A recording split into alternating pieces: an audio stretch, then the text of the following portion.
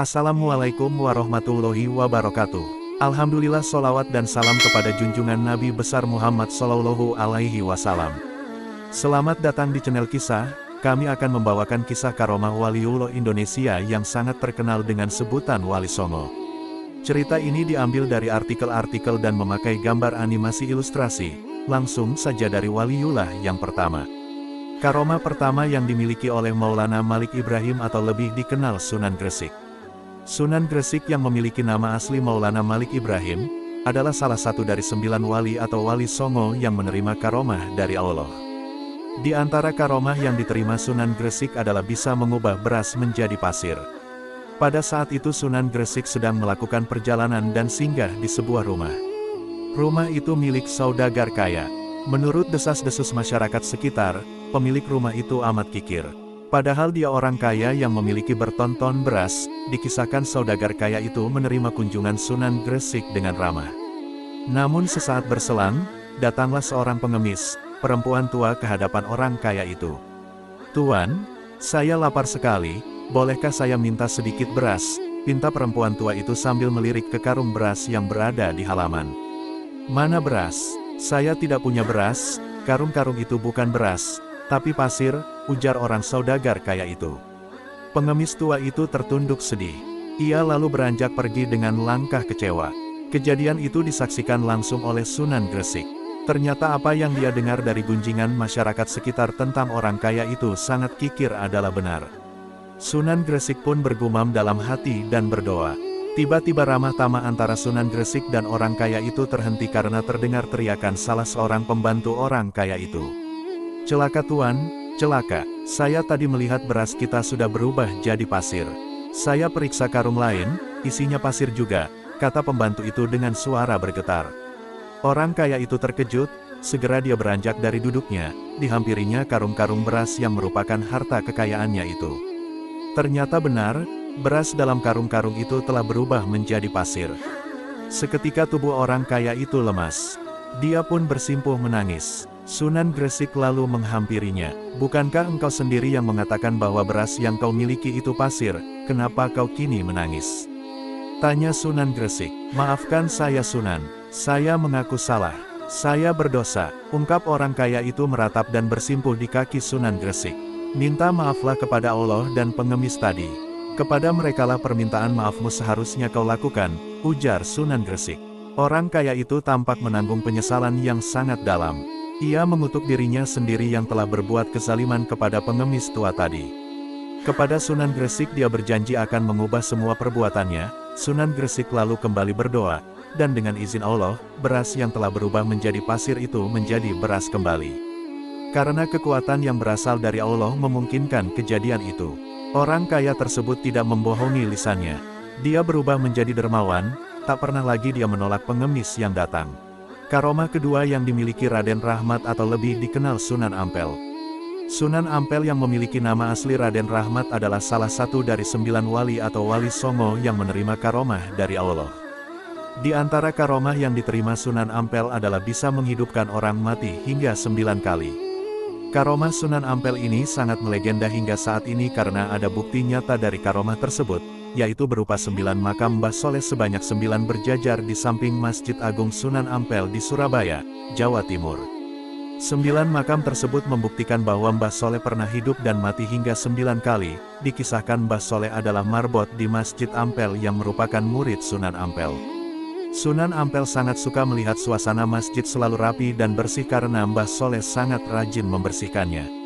Suatu ketika Mbah Soleh meninggal dunia, sehingga santri lain harus menggantikannya menjadi marbot masjid. Namun, masjid tersebut tetap terlihat kotor karena tidak ada yang bisa membersihkan masjid seperti yang dilakukan Mbah Soleh. Melihat kondisi masjid yang tampak selalu kotor, teringatlah Sunan Ampel dengan Mbah Soleh yang sudah meninggal. Tiba-tiba Sunan Ampel berkata, "Seandainya Mbah Soleh masih hidup, pasti masjid ini kembali bersih."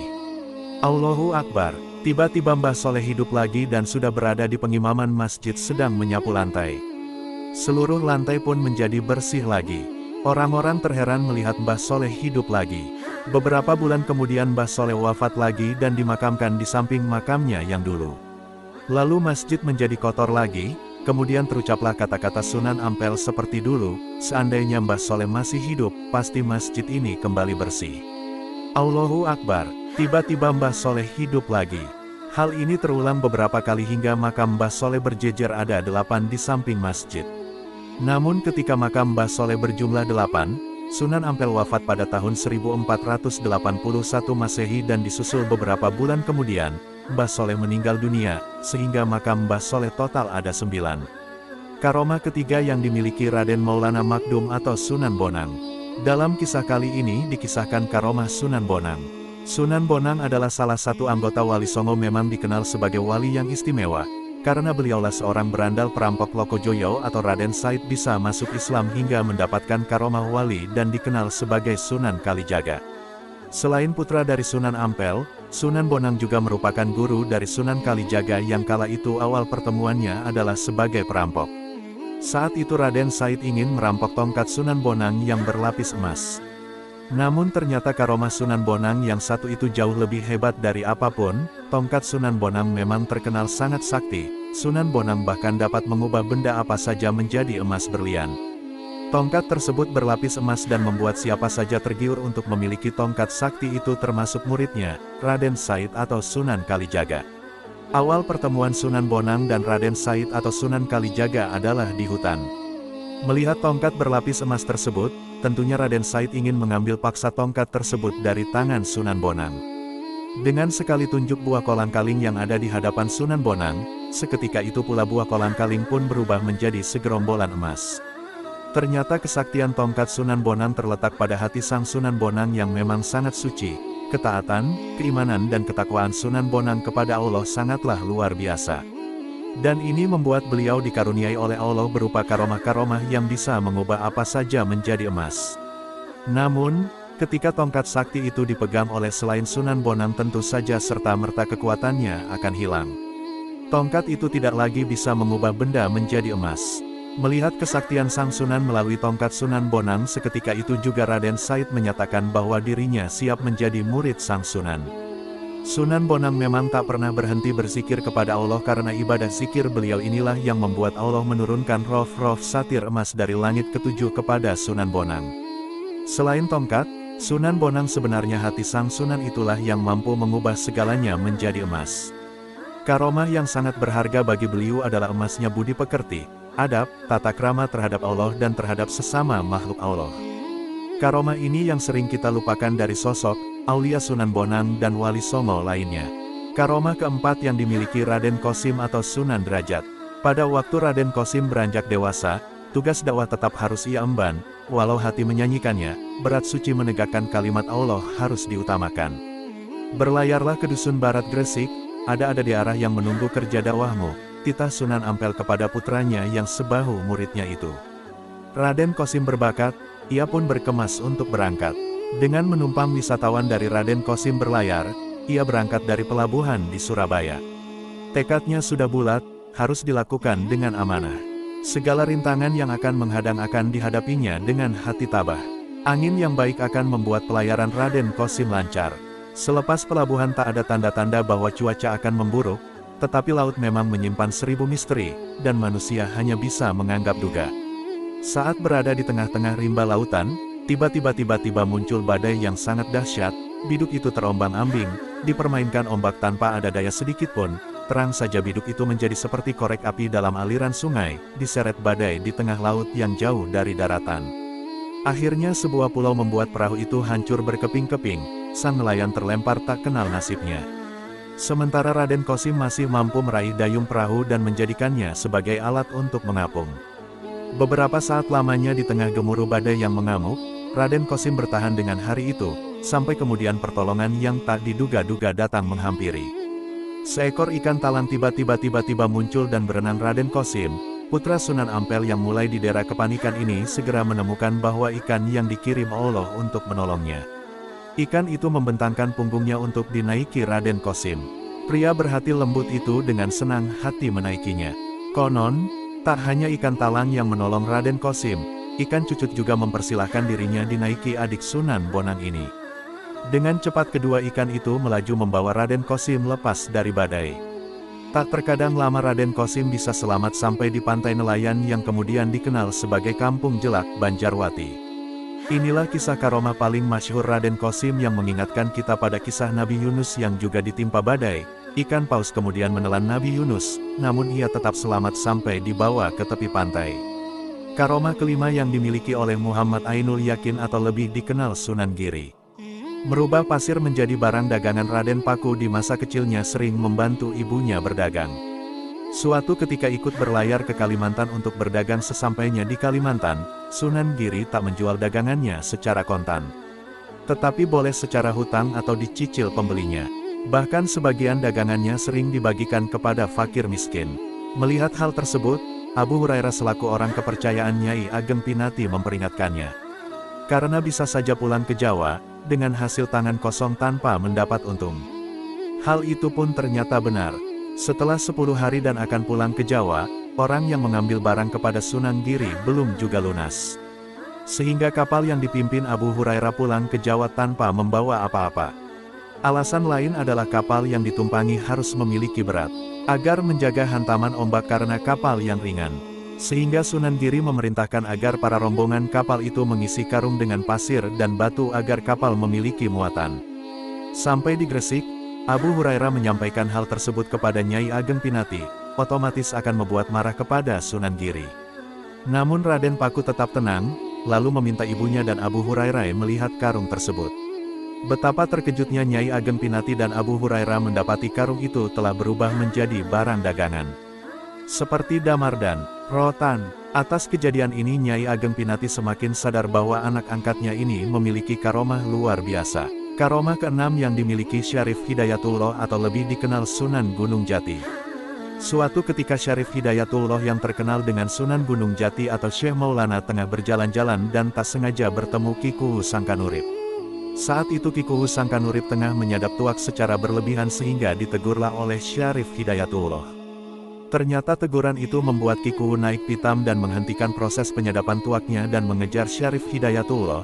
Sambil mengejar Sunan Gunung Jati, Ki Kuwu Sangkanurip pun memaki-maki waliullah itu. Setelah berjumpa, Ki Sangkan mencoba menangkapnya. Namun, Sunan Gunung Jati dapat mengelak dan menghindar dari cambuk dan goloknya. Beberapa kali upaya Ki Kuwu untuk menghabisi Sunan Gunung Jati dengan cambuk dan goloknya gagal. Tetapi Sunan Gunung Jati terus bersabar dan tak membalas balik ulah Ki Kuwu. Sejurusan kemudian Sunan Gunung Jati meminta Ki Kuwu untuk melihat di belakangnya. Suatu keanehan pun muncul ketika Ki Kuwu Sangkan menengok ke belakang dan dilihatnya di lapangan sudah penuh dengan uang dinar. Ki Sangkan berubah pikirannya, hatinya tertarik untuk mengambil uang-uang dinar itu. Sunan Gunung Jati lalu pergi meninggalkannya, kembali menuju Puri. Uang dinar itu awalnya tak ada, tetapi ketika Sunan Gunung Jati dikejar Ki Kuwu tiba-tiba uang itu muncul. Dari sanalah Ki Kuwu berpikir orang yang dihadapinya baru saja bukanlah orang sembarangan. Tetapi Ki Kuwu tak mampu mengejar Sunan Gunung Jati yang telah meninggalkannya karena tertarik dengan uang-uang yang berserakan. Padahal niat hati Ki Kuwu ingin mengabdi kepada Sunan Gunung Jati. Sunan Gunung Jati yang sudah mengetahui isi hati Ki Sangkan yang akan mengabdi itu sengaja berjalan-jalan lagi. Ia pun berjumpa kembali dengan Ki Kuwu Sangkanurip. Lalu Syarif Hidayatullah menyapa dan mereka saling memberi hormat. Syekh Maulana dipersilakan duduk, seraya berkata, "Tuanku yang sejati hamba mohon dimaafkan." Dijawablah oleh Sunan Gunung Jati, "Insya Allah." Kemudian Ki Sangkan menjamunya dengan panggang induk ayam yang tengah mengeram, yang menurut Ki Sangkan rasanya akan gurih sekali. Syekh Maulana berkata, "Mengapakah kakek lakukan semua itu?" Induk ayam tengah mengeram, kakek sembelih tanpa belas kasihan. Kemudian ayam di atas panggangan itu dijampi oleh Sunan Gunung Jati. Tiba-tiba ayam itu hidup kembali dan lari berkeok-keok dari panggangan. Ki Sangkan segera sadar bahwa itulah berkahnya Syekh Maulana yang sudah masyhur di Gunung Jati sebagai wali mulia yang dikasihi oleh Tuhan Maha Kuasa. Setelah itu Sunan Gunung Jati pun pulang kembali ke Selat Cendana yang terletak di sebelah barat Puri, yang pada waktu itu belum dibangun ke arah selatannya. Sementara Ki Kuwu Sangkanurip akhirnya mengakui karomah Sunan Gunung Jati dan tunduk dengan mengikuti ajaran Islam. Karomah ketujuh Syahid Jafar Sodik atau lebih dikenal Sunan Kudus. Ketika Sunan Kudus menunaikan haji ke Tanah Arab, masyarakat di kota tersebut sedang terkena wabah penyakit. Pemerintahan di kota Arab mengadakan sayembara untuk siapa yang bisa menyembuhkan wabah yang terjadi saat itu, akan diberi hadiah. Dan akhirnya Sunan Kudus menyanggupi untuk dapat menyembuhkan wabah yang terjadi saat itu.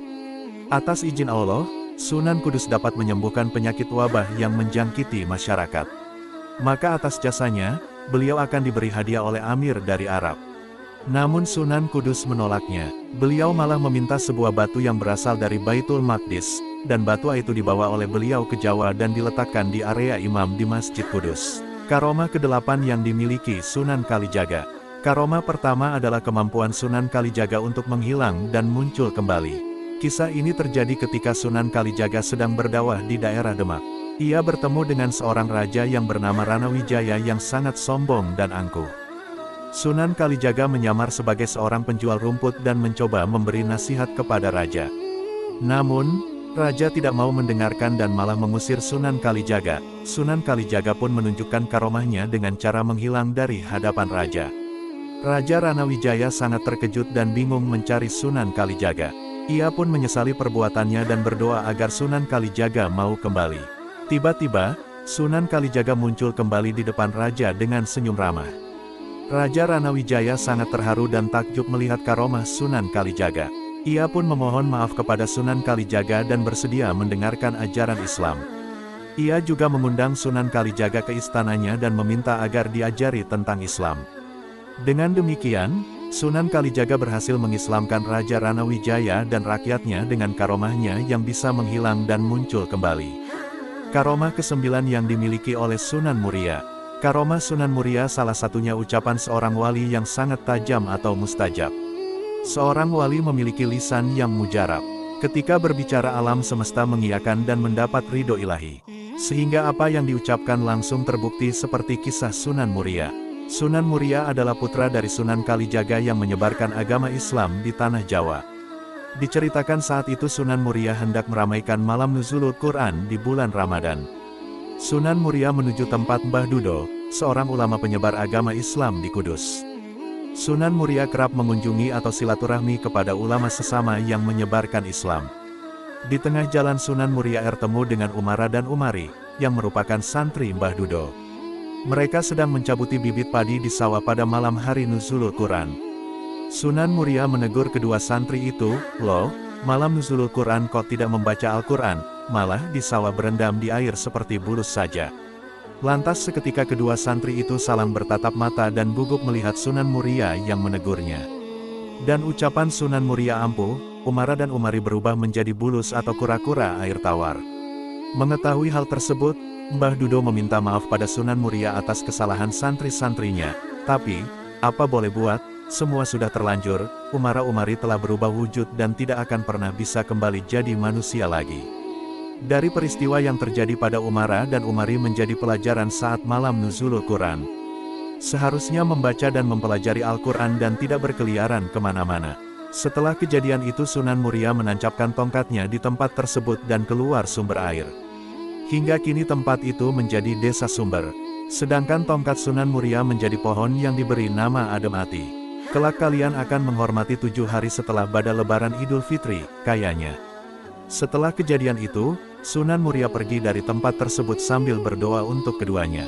Sekian dan terima kasih sudah mendengarkan kisah karomah Waliullah Indonesia, atau lebih dikenal dengan sebutan Wali Songo. Semoga kisah ini bisa menjadi pembelajaran bagi semuanya khususnya Indonesia.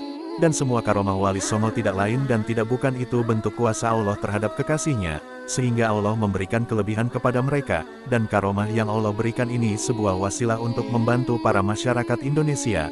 Sekian dari channel kisah ini. Wassalamualaikum warahmatullahi wabarakatuh.